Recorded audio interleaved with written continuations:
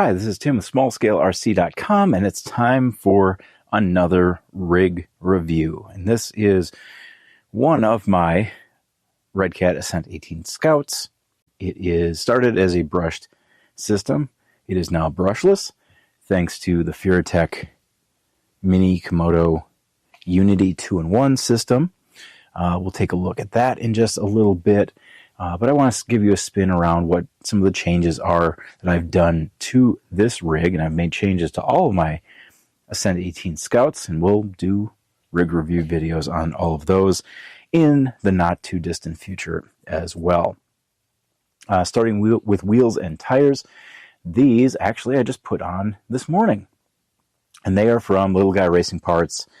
These are the brand new 1552 Turbomacs in white, the wheels, and their Clawhammer MT tires in 57 millimeter height. I think the 57 millimeter height is a perfect size for this style vehicle, this type of vehicle. So that is kind of my go-to whenever I get something from really anybody, whether it's LGRP, Injora, you name it. I'm looking for that 57 millimeter size for the tire. Take a little spin around the front. Got a custom 3D printed bumper that I designed and put on there. It's just friction fit for right now. I'm kind of playing around with the design. Whoops, and fit on that. I've got a roof rack set up that I designed and mounted on there. It's magnet mount too, so I can just pull it off whenever I want and pop something else on there. I've got a couple different designs of roof rack that I've been playing around with, and whatever I'm feeling like, I can just slap something else on there, and it's really kind of cool. Spinning around to the back, got a spare tire set up and a rack with a gas can. The rack and spare tire were my design, and then I ended up redesigning and recreating, not really redesigning, but recreating the indented part on the back of the tailgate. There you go. I redesigned the tailgate to allow to bolt on different things, such as this spare tire carrier and rack. And then we have the side. I love these wheels, man. I absolutely love the look of these wheels. Okay, so that is pretty much the extent of the exterior updates that I've done to this truck. We'll pop the body off, maybe. There we go. Oh, I gotta show you this too. This is cool. This is from Injora. It is their magnet mount and magnet connection and release LED light cable. So I picked one up. I'm running it on all of my Ascent-18 Scouts. I think I bought a couple extras. I'm going to put it on a couple other vehicles as well. But there is the Unity 2-in-1 system right there. Nice and compact. You don't have to have an additional ESC unit sitting around anywhere else. You just need to track down a receiver, which I have right there. And since we have this off, let me just give you a little look at how slow you can go. And I do have running video of this motor up on the channel already. So if you haven't seen that, I'll put a link to that in this video. In fact, let's just get, sorry, Brushless Scout. So here's the Brushless Scout. I'll kind of give you a comparison between the two in terms of chassis layout in just a moment. But let's just give this just a I'm barely touching the throttle on this. And up we go.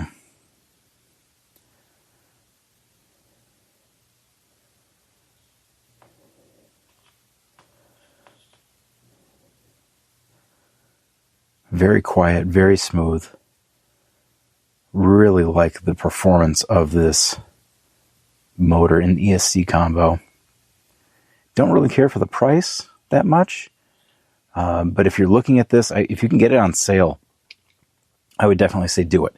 And if you have a brushed Ascent-18 or brushed TRX-4M, which they pretty much all are, or SCX-24, or you name it, if you have a brushed small-scale crawler and you want to go brushless, I definitely consider getting that motor in ESC to save you some space. And just by comparison, again, here's the Unity, and then this is the brushless Scout from Redcat.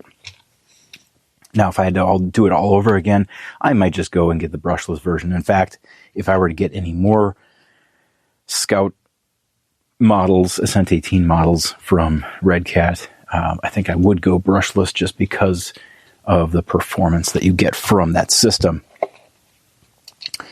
So here, this is just, I love this. All right, and before we wrap this thing up completely, I just want to show you that I mentioned the magnet mount roof rack. Demonstrate that, and plop. And I've got a bottom brace that holds everything together. Set that off to the side, so if I want to run it, I can. If I don't want to run it, I have that option too. And I don't have any holes or anything in the top, although it does kind of scratch the top up a little bit. I'm working on a fix for that. But I do like running the roof rack. I like the scale detail it gives these rigs, and it really does not impact performance like at all, which is almost hard to believe. I've had very, very, very few rollovers with this setup. I really haven't done much else to this rig performance-wise. I do kind of as a go-to, I just add brass diff covers front and rear just to give it a little extra weight, which it honestly needs. And then the wheels are weighted as well. And beyond that, that's really all I've done for additional weight on this machine. I'm not really sure what else I'm going to do, if I'll do anything else to this rig, to be honest. I've thought about doing metal links, but I mean, these work quite well. I thought about upgrading the servo. The servo works really well. I've thought about putting different shocks on. Yeah, you guessed it, the shocks work really well too. So I think this might be kind of it. If anything, I'll just do more or different scale details. Possibly adding a canoe to the top, like I've done on one of my other roof racks, but that is still up for internal debate. But there you have it. This is a rig review of one of my many Redcat Ascent Scout 18s. If you want to learn more about the Redcat Ascent-18 brushed version, head over to smallscalerc.com, where you can find my written review of this machine. If you want to read more about the brushless version, again, head over to smallscalerc.com. I will soon have my written review of that vehicle up. It's a lot of the same stuff that you're going to find in the brushed, but with that added benefit of the brushless system and those slight modifications that Redcat made to the steering and the front axle.